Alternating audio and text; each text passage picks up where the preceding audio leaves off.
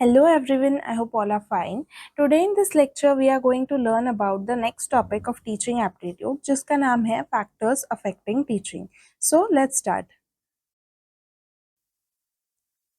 तो यहाँ पे हमें ये पढ़ना है कि ऐसे कौन से वो फैक्टर्स है या फिर कौन सी वो चीज़ें हैं जो एक टीचिंग लर्निंग प्रोसेस पे इफ़ेक्ट करती है। ठीक है, तो कुछ नहीं, इसमें सिंपल हमें इमेजिन करना है जैसे एक क्लासरूम होता है और उसमें टीचिंग लर्निंग प्रोसेस शुरू है। तो कौन से वो फैक्टर्स, चीज़ें या फिर कौन से लोग वहाँ पे होते हैं, जैसे कि सबसे पहले तो होता है टीचर, उसके बाद लर्नर यानी जो भी स्टूडेंट्स वहाँ पे बैठे हैं पढ़ने के लिए वो। फिर होते हैं सपोर्ट मटेरियल कैसा है, यानी बुक्स कैसे है, proper learning material, notes books या फिर नोट्स जो भी है बच्चों के पास है नहीं है, कैसे है, वो सारी चीज़ें। फिर है इंस्ट्रक्शनल फैसिलिटीज़, यानी क्लासरूम्स है कैसी है, वहाँ पे इंफ्रास्ट्रक्चर कैसा है, लैबोरेटरीज है क्या। फिर लर्निंग एनवायरनमेंट, यानी जो भी क्लासरूम में एक स्टूडेंट पढ़ रहा है वहाँ का एनवायरनमेंट कैसा है। ठीक है, फिर है इंस्टीट्यूशन, यानी जहाँ भी स्टूडेंट पढ़ने के लिए जा रहा है, मे बी कोचिंग है, स्कूल है, कॉलेज है, तो वो इंस्टीट्यूशन कैसा है, उसके क्या गोल्स हैं। तो ये सारी जो चीज़ें हैं ये वो फैक्टर्स हो गए जो एक टीचिंग लर्निंग प्रोसेस पे इफ़ेक्ट डालते हैं। अगर ये सारे फैक्टर्स अच्छे हैं, पॉजिटिव है, तो जो टीचिंग लर्निंग प्रोसेस है वो भी इफ़ेक्टिव और पॉजिटिव रहेगा।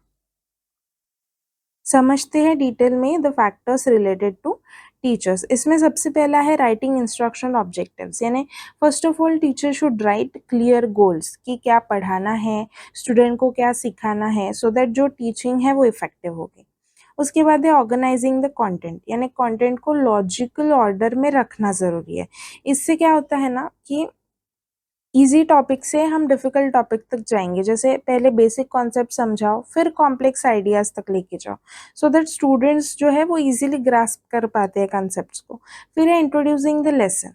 एक अच्छा इंट्रोडक्शन जो होता है ना वो अटेंशन ग्रैब कर लेता है स्टूडेंट्स की।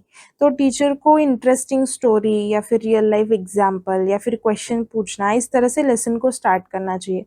फिर है question delivery and distribution. Questions जो है वो सब स्टूडेंट से पूछने चाहिए, ना कि सिर्फ हम कुछ एक्टिव स्टूडेंट से ही पूछ रहे हैं या सिर्फ सामने बैठे हुए स्टूडेंट्स को ही पूछ रहे हैं, जो पीछे बैठे हैं उनको पूछ नहीं रहे। कुछ ऐसा अगर है तो वो नहीं करना चाहिए। और क्वेश्चंस रेलेवेंट भी होने चाहिए जो उनकी थिंकिंग को डेवलप करे। ठीक है, उसके बाद है एक्सप्लेनिंग द कॉन्सेप्ट्स, यानी डिफिकल्ट कोई कॉन्सेप्ट्स है तो उसको सिंपल लैंग्वेज में समझाना, एग्जाम्पल्स देना। फिर है यूजिंग टीचिंग एड्स, यानी चार्ट्स, मॉडल्स या फिर आईसीटी टूल्स, यानी जैसे पावर पॉइंट होता है, एनिमेशंस होते हैं, वीडियोस होते हैं, ये सब लर्निंग में इन्वॉल्व करना। क्योंकि जो विजुअल्स होते हैं ना, यानी जो बच्चा देखता है, स्टूडेंट्स जब देखते हैं, देखते हुए पढ़ते हैं, तो जो विजुअल्स होते हैं ना वो ज़्यादा टाइम तक याद रहते हैं। इसलिए कॉन्सेप्ट भी समझता भी जल्दी और ज़्यादा टाइम तक रिटेन रहता है स्टूडेंट्स के दिमाग में। फिर स्टिम्युलस वेरिएशन, यानी टीचर का टोनिंग, बॉडी लैंग्वेज कैसा है, हैंड जेस्चर्स कैसे, बोर्ड पे लिख रहा है नहीं, विजुअल एड्स यूज़ कर रहा है, ये सारी जो चीज़ें, even these things have effect on students attention. फिर है पेसिंग ऑफ द लेसन, यानी हर स्टूडेंट का लर्निंग स्पीड अलग होता है, इसलिए टीचर को अपना पेस एडजस्ट करना पड़ता है कि बहुत फास्ट भी नहीं पढ़ाना है और बहुत स्लो भी नहीं पढ़ाना है। फिर है अचीविंग लेसन क्लोजर, यानी लेसन के एंड में एक शॉर्ट समरी देना, की पॉइंट्स रिवाइज करवाना। फिर है गिविंग असाइनमेंट्स या तो प्रैक्टिकल हो सकते हैं या फिर थ्योरेटिकल हो सकते हैं। इससे होता यह है कि स्टूडेंट्स कंसेप्ट को रिवाइज कर लेते हैं असाइनमेंट सॉल्व करते करते। फिर मैनेजिंग द क्लास, यानी क्लासरूम का जो भी डिसिप्लिन या फिर पॉजिटिव एनवायरनमेंट है उसे मेंटेन करना, ये एक टीचर की रिस्पॉन्सिबिलिटी है। So these are all the factors which impact the teaching and learning process, and these are all the factors which are related to a teacher. Next हम समझते हैं फैक्टर्स रिलेटेड टू लर्नर। पहला है learners prior knowledge, यानी अगर student को पहले से थोड़ा बेस नॉलेज है तो नए कंसेप्ट समझना उसे इजी हो जाता है। फिर है इंटरेस्ट एंड मोटिवेशन, यानी स्टूडेंट कितना इंटरेस्टेड है पढ़ाई करने में, क्या स्टूडेंट मोटिवेटेड है पढ़ाई करने में। अगर नहीं है तो टीचर को उस हिसाब से टीचिंग मेथोडोलॉजीज अडेप्ट करनी पड़ती है। ठीक है, ताकि वो स्टूडेंट्स को एनकरेज कर पाए, मोटिवेट कर पाए, पढ़ाई में उनका इंटरेस्ट आ जाए। उसके बाद है अटेंशन स्पैन, यानी एक स्टूडेंट कितने देर तक पढ़ सकता है। फिर है लर्निंग स्टाइल, यानी कुछ स्टूडेंट्स होते हैं जो विजुअल होते हैं, यानी विजुअल्स देख के उनको कॉन्सेप्ट समझ में आता है। कुछ ऑडिटरी होते हैं जिनको सुन के कॉन्सेप्ट समझ में आते हैं। कुछ होते हैं काइनेस्थेटिक जिनको लर्निंग उनकी प्रैक्टिकल एक्सपेरिमेंट्स के थ्रू होती है, यानी उनको हैंड्स ऑन लर्निंग एक्सपीरियंसेस से ही नॉलेज आता है, उनको हम बोलते हैं काइनेस्थेटिक लर्नर्स। तो ये होती है अलग अलग लर्निंग स्टाइल स्टूडेंट्स की, जिस हिसाब से टीचर को भी अपनी टीचिंग स्टाइल को अडेप्ट करना पड़ता है। फिर है पार्टिसिपेशन इन क्लास, यानी कुछ बच्चे होते हैं ना बहुत एक्टिव होते हैं, बहुत पार्टिसिपेटिव होते हैं क्लास में, कुछ बच्चे नहीं होते हैं। तो उस हिसाब से टीचर को एक ऐसा क्लासरूम एनवायरनमेंट बनाना पड़ता है, ऐसे इनकरेज करना पड़ता है स्टूडेंट्स को, सो दैट वो सारे स्टूडेंट्स पार्टिसिपेट कर पाए। फिर है इमोशनल स्टेट, यानी बच्चों का मूड या पर्सनल स्ट्रेस उनकी लर्निंग को इफेक्ट करता है। यानी हो सकता है कोई स्टूडेंट स्ट्रेस में हो, may be due to any financial या फिर फैमिली इशू। तो अगर एक स्टूडेंट स्ट्रेस में है तो डेफिनेटली वो चीज़ उसके पढ़ाई पे इम्पैक्ट करेगी। फिर है कल्चरल एंड सोशल बैकग्राउंड, यानी स्टूडेंट्स जो है एक क्लासरूम में अलग अलग बैकग्राउंड से आते हैं, अलग अलग कल्चर से आते हैं। तो एक क्लासरूम एनवायरनमेंट ऐसा बनाना जिसमें रिस्पेक्ट हो सारे कल्चर को, एक इंक्लूसिव एनवायरनमेंट हो, यानी there is equality for all. तो ये सारे वो फैक्टर्स हैं जो एक लर्नर से रिलेटेड हैं, जिसका इम्पैक्ट पड़ता है लर्निंग और टीचिंग प्रोसेस पे। नेक्स्ट हमें पढ़ना है factors related to support material. पहला है टीचिंग स्ट्रैटेजीज, यानी पढ़ाते वक्त टीचर क्या स्ट्रैटेजीज यूज़ कर रहा है, जैसे लेक्चर के थ्रू पढ़ा रहा है, या फिर स्टूडेंट्स में डिस्कशन करवा रहा है, या फिर कोई ग्रुप प्रोजेक्ट या ग्रुप वर्क दिया जा रहा है, या फिर केस स्टडीज़ है। ये सब जो मेथड्स है ना, ये लर्निंग को इंटरेस्टिंग बनाते हैं। इसके बाद है लेसन प्लान्स। तो कोई भी टॉपिक पढ़ाने के पहले टीचर को एक प्रॉपर प्लानिंग करनी पड़ती है उस टॉपिक के रिलेटेड या फिर उस चैप्टर के रिलेटेड, जिसे हम बोलते हैं लेसन प्लान। जो स्टूडेंट्स बीएड करते हैं उन्हें अच्छे से पता होगा कि लेसन प्लान्स कैसे बनाते हैं। एक्चुअली बीएड में ये चीज़ सिखाई जाती है कि आपको लेसन प्लानिंग कैसे करना होता है। तो lesson plan is nothing but एक स्ट्रक्चर्ड प्लानिंग है जो हम पढ़ाने वाले हैं उस पे, जिससे क्या होता है कि टीचिंग स्मूथली हो जाता है और कोई इम्पोर्टेंट पॉइंट मिस नहीं होता। फिर है स्टूडेंट असेसमेंट मेथड्स, कि हम कैसे जानेंगे बच्चे ने क्या सीखा, स्टूडेंट ने क्या सीखा। तो असाइनमेंट्स है, टेस्ट है, क्विज़ है, ये सारे टूल्स हेल्प करते हैं हमें समझने में कि स्टूडेंट से कितना सीखा।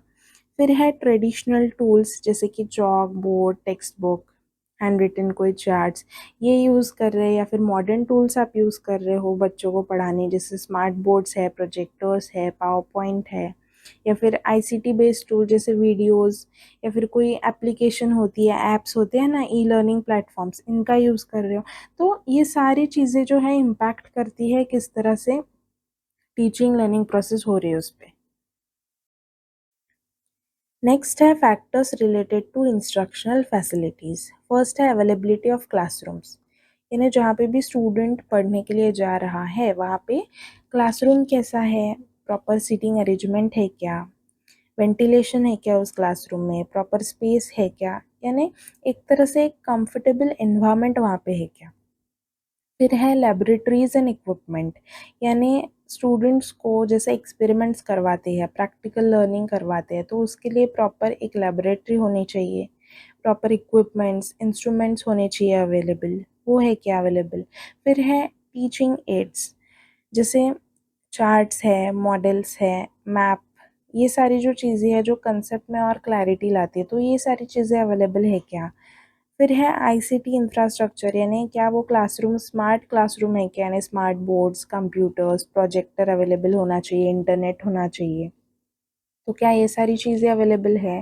फिर लाइब्रेरी फैसिलिटीज़, यानी एक अच्छी लाइब्रेरी होनी चाहिए जहाँ पे अच्छे बुक्स, बेटर बुक्स रहेंगे, रेफरेंस बुक्स, जर्नल्स, ये सारी चीज़ें होनी चाहिए जो एक तरह से स्टूडेंट्स का जो है नॉलेज बढ़ाएगी। फिर है रिसोर्स अवेलेबिलिटी, जैसे बेसिक स्टेशनरी हो गई, कुछ बेसिक टूल्स या फिर वर्कशीट्स, ये सारी जो चीज़ें स्टेशनरी वगैरह लगती है स्टूडेंट्स को, क्या ये अवेलेबल है क्या, क्या इसकी फैसिलिटी है क्या आपके इंस्टीट्यूशन में। तो ये सारे जो फैक्टर्स है ये भी एक तरह से इम्पैक्ट डालते हैं टीचिंग लर्निंग प्रोसेस पे।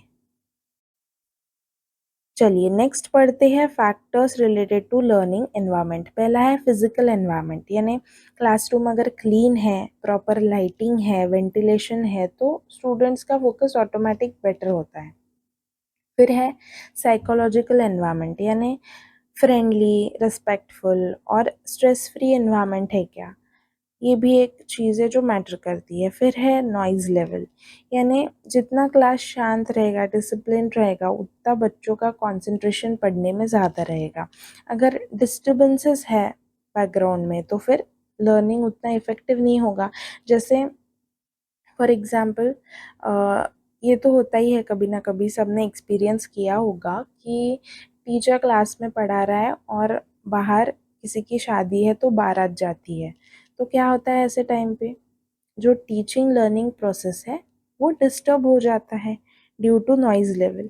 Okay, so this is the example for noise level. उसके बाद देखते हैं पीयर इंटरेक्शन, जैसे ग्रुप वर्क या फिर पीयर डिस्कशन। ये सारी जो चीज़ें हैं ना, ये कोलैबोरेटिव लर्निंग को प्रमोट करती है। अगर आपको ग्रुप वर्क दिया जाता है तो इससे क्या होता है, अपने आप स्टूडेंट जो है सोशल कैसे होना है, टीम वर्क, ये सारी क्वालिटीज़ सीखता है।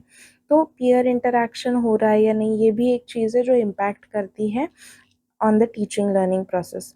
फिर है टीचर स्टूडेंट रिलेशनशिप, यानी जब स्टूडेंट अपने टीचर से कनेक्टेड फील करता है तब वो ज़्यादा एक्टिवली पार्टिसिपेट करता है।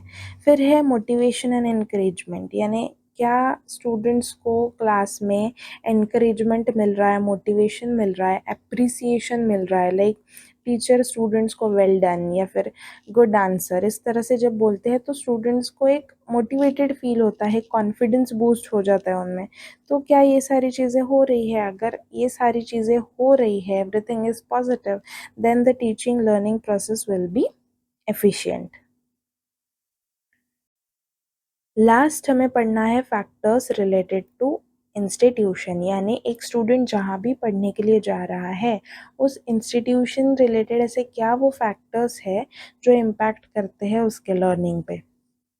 पहला है टीचर स्टूडेंट रेशियो, यानी उस पर्टिकुलर इंस्टीट्यूशन में एक क्लासरूम में एक टीचर के अंडर कितने स्टूडेंट्स बैठे हैं क्लास में। यानी सपोज क्लास में अगर एक टीचर है और स्टूडेंट्स की पॉपुलेशन है अराउंड 73, तो is it possible for a teacher कि वो हर एक स्टूडेंट को पर्सनलाइज्ड अटेंशन दे, पर्सनलाइज्ड गाइडेंस प्रोवाइड करे? पॉसिबल ही नहीं है। तो एक छोटी क्लास साइज होने से पर्सनलाइज्ड अटेंशन और गाइडेंस मिलता है स्टूडेंट्स को। फिर है टीचिंग मेथड्स, कि इंस्टीट्यूशन में देखिए अगर कुछ मॉडर्न टीचिंग मेथड्स है जैसे प्रोजेक्टर हो गया, स्मार्ट बोर्ड्स हो गए, ठीक है, ये सारा अवेलेबल तो है लेकिन वो प्रोजेक्टर चलता ही नहीं है, तो क्या होगा, स्टूडेंट्स का लर्निंग हैम्पर होगा। ठीक है, जिस तरह से हम उनको वीडियोस या फिर एनिमेशंस दिखा के उनका लर्निंग अगर हम एनहांस कर सकते थे, वो चीज़ होगी क्या? नहीं होगी। तो ये इंस्टीट्यूशन की रिस्पॉन्सिबिलिटी है कि वो इन चीज़ों पे ध्यान दे कि जो भी मॉडर्न टीचिंग मेथड्स है उसको अडेप्ट करे और उसको मेंटेन करे। फिर है इंस्टीट्यूशनल पॉलिसीज़, क्या उस इंस्टीट्यूशन की पॉलिसीज़ सपोर्टिव है टुवर्ड्स टीचर्स एंड स्टूडेंट्स, ये भी मैटर करता है। फिर है इंस्टीट्यूशनल ऑब्जेक्टिव्स, यानी उस इंस्टीट्यूशन का विजन, मिशन जो है उसके साथ टीचिंग प्रैक्टिसेस अलाइन करना। फिर है फिजिकल एंड मटेरियल रिसोर्सेज, यानी जो क्लासरूम्स है वो साफ़ सुथरे होने चाहिए, प्रॉपर लैबोरेटरीज़ होनी चाहिए, लाइब्रेरीज़ होनी चाहिए जिसमें प्रॉपर अपडेटेड बुक्स है। फिर है एडमिनिस्ट्रेटिव मैनेजमेंट, कि अगर टीचर्स को थोड़ी ऑटोनॉमी दी जाए ताकि वो अपने हिसाब से प्रॉपर टीचिंग मेथड्स यूज़ करे, अपने फ्रीडम के हिसाब से रिसोर्सेज थोड़ा यूज़ करे, कुछ इनोवेटिव करे, तो इससे ऑटोमेटिकली जो भी एजुकेशनल या फिर जो भी टीचिंग लर्निंग प्रोसेस है वो क्वालिटी इम्प्रूव हो जाएगी। फिर है इंस्टीट्यूशनल अचीवमेंट्स, यानी स्कूल या कॉलेज के रिकॉग्निशंस और स्टूडेंट रिजल्ट शो करते हैं कि वहाँ का टीचिंग लर्निंग क्वालिटी कैसा है। तो ये सारे वो फैक्टर्स हैं जो एक इंस्टीट्यूशन रिलेटेड है और जो टीचिंग लर्निंग प्रोसेस है उस पे इम्पैक्ट करते हैं। That's it for the video guys. I hope आप सभी को ये टॉपिक क्लियर हो गया होगा। सो मिलते हैं नेक्स्ट क्लास में। Thanks for watching.